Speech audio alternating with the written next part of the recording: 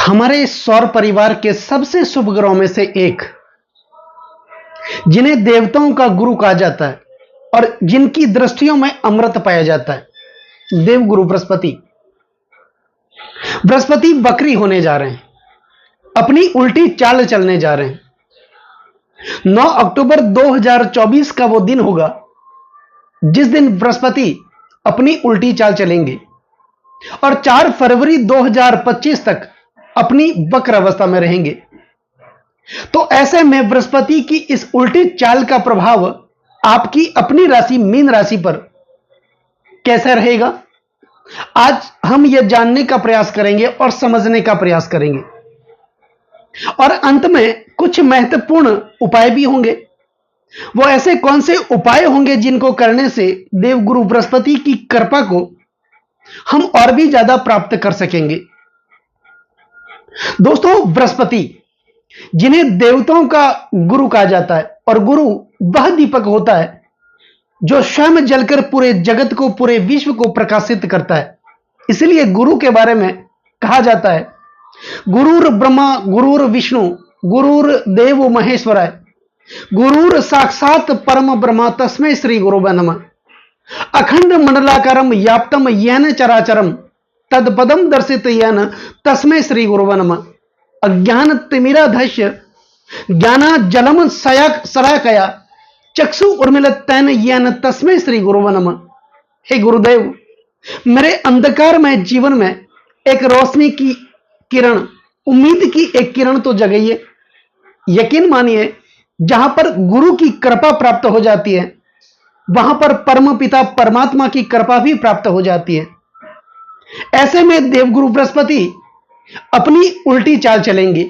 तो उल्टी चाल का प्रभाव क्या होगा मीन राशि वाले जातकों पर? दोस्तों, अगर वास्तव में देखा जाए तो कोई भी ग्रह उल्टा चलता ही नहीं है। यह सिर्फ आभास होता है और ज्योतिष के कई सारे सिद्धांत सिर्फ आभास पर लिखे गए हैं। ग्रहों का बल होता है 6 प्रकार का, जिन्हें क्षण बल के नाम से जानते हैं। स्थान बल, दिग्बल, काल बल, चेष्टा बल, नैसर्गिक बल और दृष्टि बल। जब भी कोई ग्रह वक्री होता है, उस ग्रह का चेष्टा बल बढ़ जाता है, फल देने की इच्छा और भी प्रबल हो जाती है, क्योंकि वो ग्रह और भी ज्यादा बलशाली हो जाता है। और जो भी ग्रह वक्री होता है, जिस भाव में वो ग्रह विराजमान होता है, उससे एक भाव पीछे का फल भी वो ग्रह देने लग जाता है। अब ग्रह वक्री होता कैसे? आप सभी जानते हैं कि सभी ग्रह सूर्य के चारों ओर चक्कर लगाते हैं, पृथ्वी भी सूर्य के चक्कर लगाती है। और कोई भी ग्रह जब अपनी राशिगत भ्रमण करते हुए सूर्य से एक निश्चित दूरी, एक बहुत दूरी बना लेते हैं, उस स्थिति में उस ग्रह की रफ्तार धीमी हो जाती है। वो ग्रह धीमा चलता हुआ प्रतीत होता है। और जो भी ग्रह धीमा चलता हुआ प्रतीत होता है, वो उल्टा चलता हुआ भी प्रतीत होता है। उदाहरण के तौर पर आप ऐसा भी समझ सकते हैं कि किसी हाईवे पर आप अपनी कार लेकर के जा रहे हैं और उसी दिशा की ओर एक और कार चल रही है। जब आपकी कार उस कार को ओवरटेक करेगी, क्योंकि उनकी रफ्तार धीमी है, तो निश्चित तौर पर जब आप ओवरटेक करेंगे तो जो पीछे रह गई वो कार उल्टी चलते हुई प्रतीत होगी। ऐसा सिर्फ आभास होता है।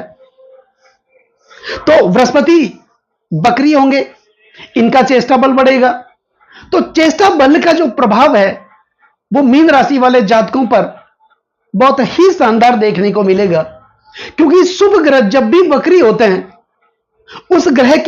उस ग्रह का चेष्टा बल बढ़ जाता है।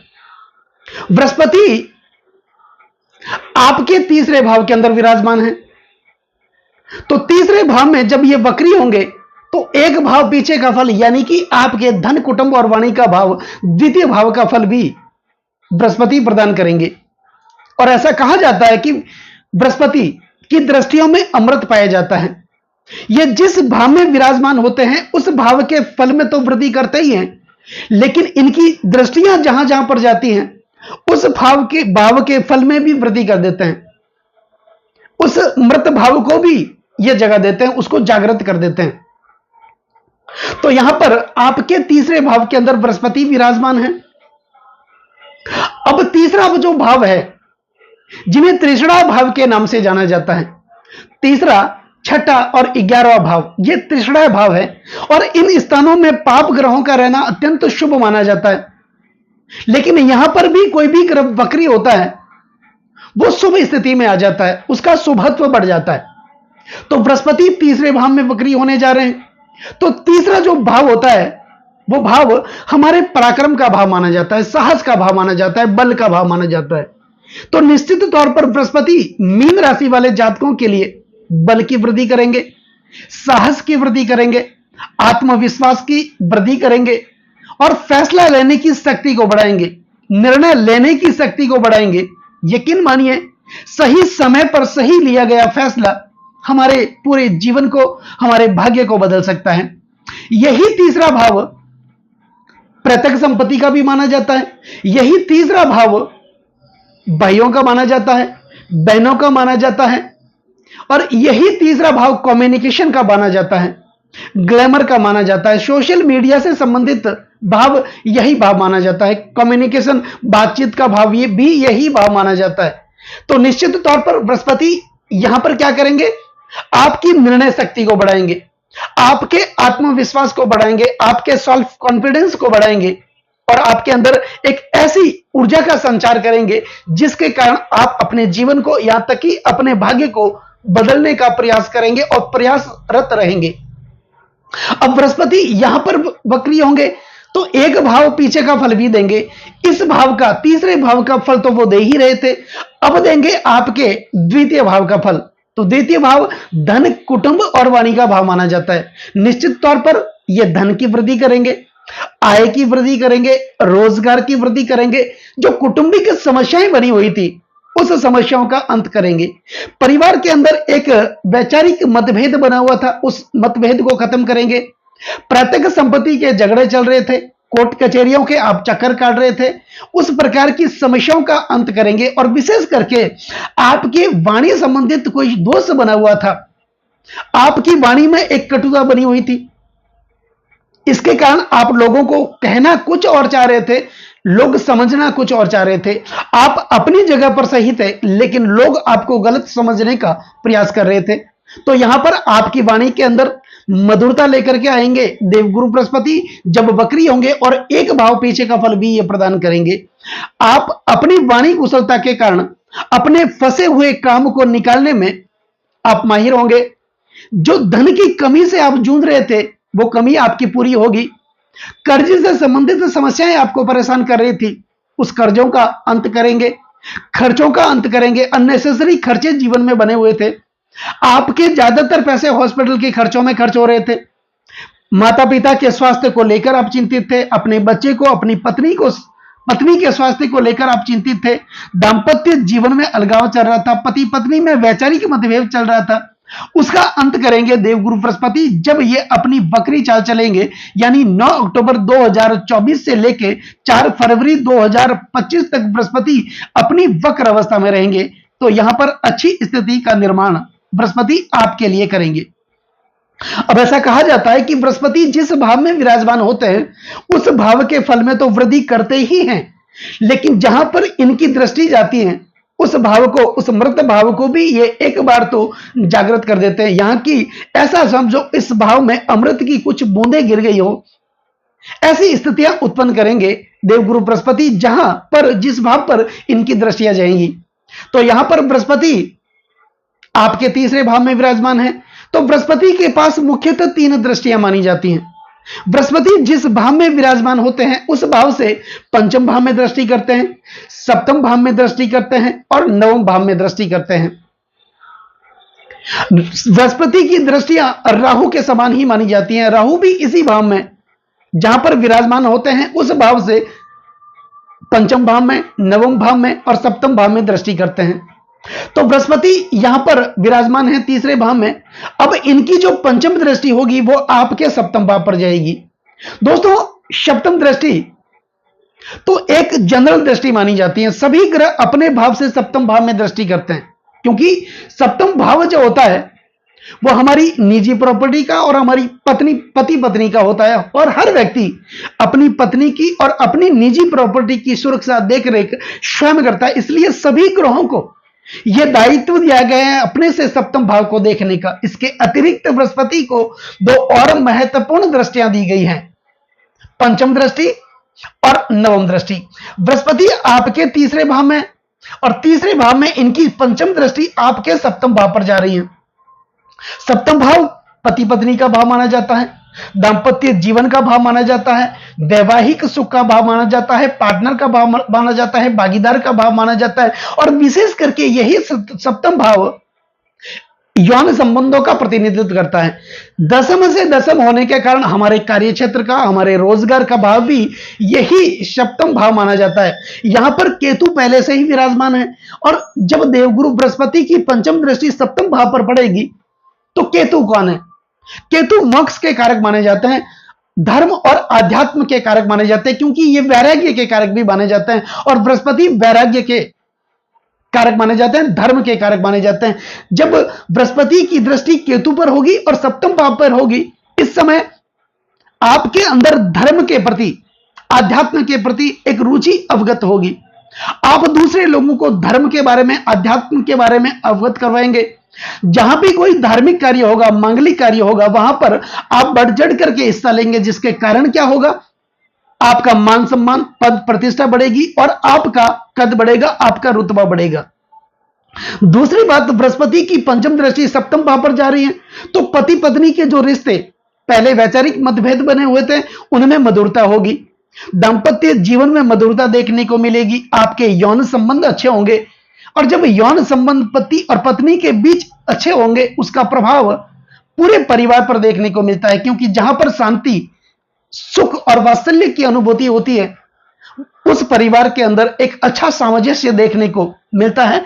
पार्टनर के साथ अगर आप व्यापार करते हैं, पार्टनर में करते हैं, भागीदारी में करते हैं, तो जहां पर वैचारिक मतभेद बने हुए थे, उस मतभेद का अंत होगा। निश्चित तौर पर आप अपने पार्टनर के साथ, भागीदार के साथ कोई नया कार्य, कोई नई डील कर सकते हैं, कोई नया प्रोजेक्ट आपके हाथ लग सकता है। तो कुल मिलाकर के आपके कार्य क्षेत्र में भी उन्नति देखने को मिलेगी, आपके रोजगार में उन्नति देखने को मिलेगी, आय के साधन विकसित होंगे, धन की कमी से आप जूझ रहे थे, वो कमी आपकी पूरी होगी और कोई न कोई दीपावली से पहले आपके जीवन में नया कार्य, नई प्राप्ति और नया परिवर्तन देखने को मिलता है। यहां पर अगर आप नौकरी भी करते होंगे तो यहां पर कोई ना कोई बड़ा प्रोजेक्ट आपको मिलने वाला है। अगर आप व्यापार जगत से जुड़े हैं, व्यापारी हैं, तो कोई ना कोई डील आपके हाथ लग सकती है, आपका मान सम्मान बढ़ सकता है। यह होगी बृहस्पति की पंचम दृष्टि से, क्योंकि जब वक्री होंगे इनका शुभत्व बढ़ेगा, इनका शुभ चेष्टा बल बढ़ेगा, क्योंकि बृहस्पति तीसरे भाव में विराजमान है और तीसरे भाव में कोई भी ग्रह जब वक्री होते हैं, उनका स्वभावत्व और भी ज्यादा बढ़ जाता है और भी ज्यादा वो बलशाली हो जाता है। तो पंचम दृष्टि सप्तम भाव पर होगी, सप्तम भाव से संबंधित ये फल की प्राप्ति देंगे। केतु के साथ हैं तो यहां पर आध्यात्म और मोक्ष के प्रति आप अवगत होंगे, आपके कुल देवता के प्रति, अपने इष्ट देवता के प्रति आप समर्पित होंगे, सेवा करेंगे, पूजा करेंगे, जिसके कारण आपके अंदर एक अच्छी ऊर्जा का संचार, आध्यात्म का संचार देखने को मिलेगा। अब बृहस्पति की सप्तम दृष्टि आपके भाग्य स्थान पर जा रही है। दोस्तों, भाग्य के कारक कौन है? भाग्य के कारक देवगुरु बृहस्पति ही माने जाते हैं, क्योंकि बृहस्पति हमारे सौर परिवार में सबसे शुभ ग्रहों में से एक माने जाते हैं, जो हमारे संतान के कारक माने जाते हैं, वैवाहिक सुख के कारक माने जाते हैं, दांपत्य जीवन के कारक माने जाते हैं, धर्म और आध्यात्म के कारक माने जाते हैं, संतान के कारक माने जाते हैं और विशेषकर शिक्षा के कारक माने जाते हैं।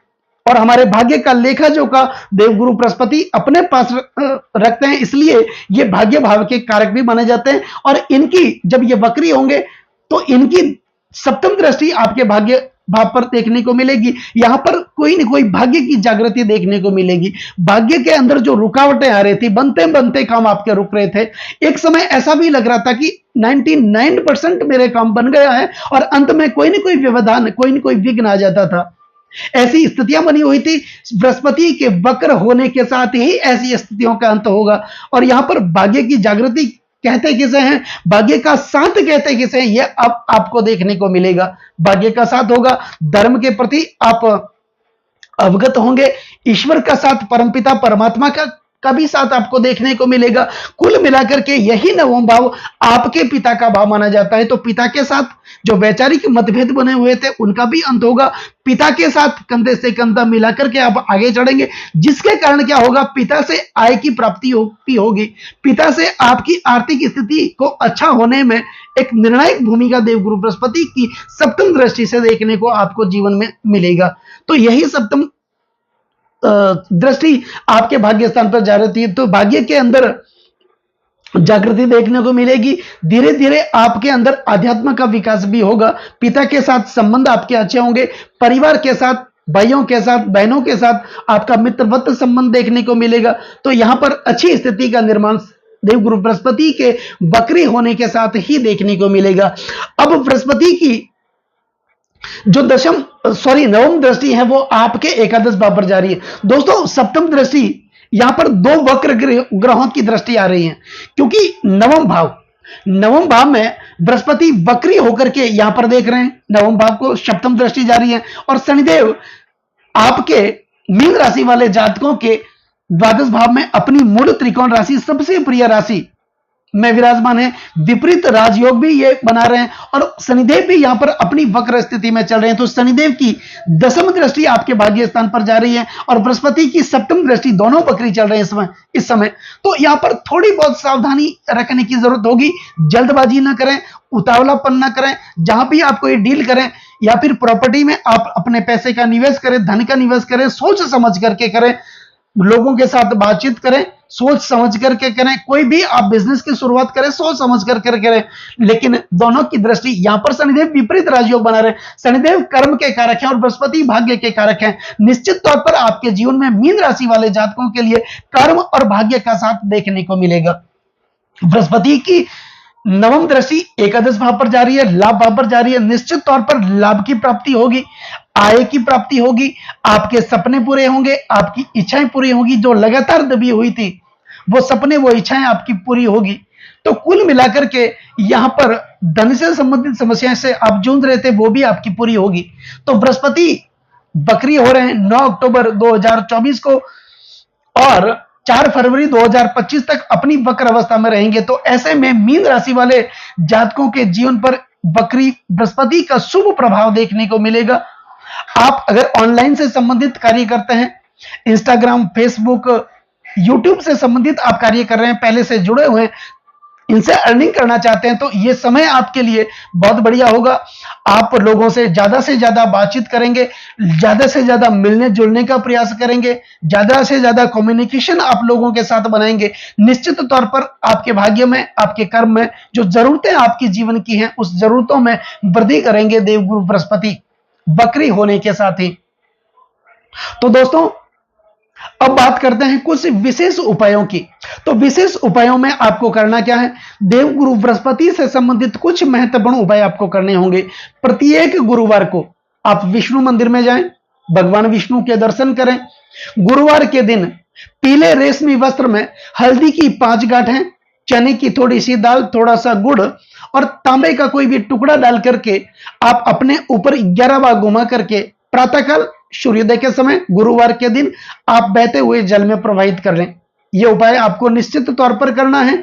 दूसरा, देवगुरु बृहस्पति से संबंधित आप पौराणिक मंत्र, गायत्री मंत्र, बृहस्पति के गायत्री मंत्र का उच्चारण करते हुए, अपने इष्ट देव का उच्चारण करते हुए आप नियमित भगवान गुरुदेव के दर्शन करें। किसी गुरु के सानिध्य में जाएं, गुरु का आशीर्वाद लें, जिसके कारण आपके जीवन में मान सम्मान और पद प्रतिष्ठा की वृद्धि भी होगी। तो दोस्तों, कैसा लगा ये वीडियो? ये वीडियो अगर आपको अच्छा लगा हो, मेरा समझाना आपको सार्थक लगा हो, समझाने का तरीका अगर आपको सार्थक लगा हो, तो इस वीडियो को आप आगे से आगे शेयर जरूर करें। बेल आइकन बटन को जरूर दबाएं ताकि मेरे आने वाले और भी नए नए कार्यक्रम, वीडियो के नोटिफिकेशन सीधे आप लोगों तक पहुंच जाएं।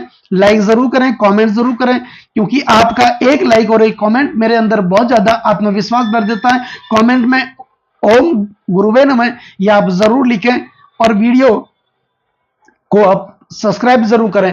नमस्कार दोस्तों।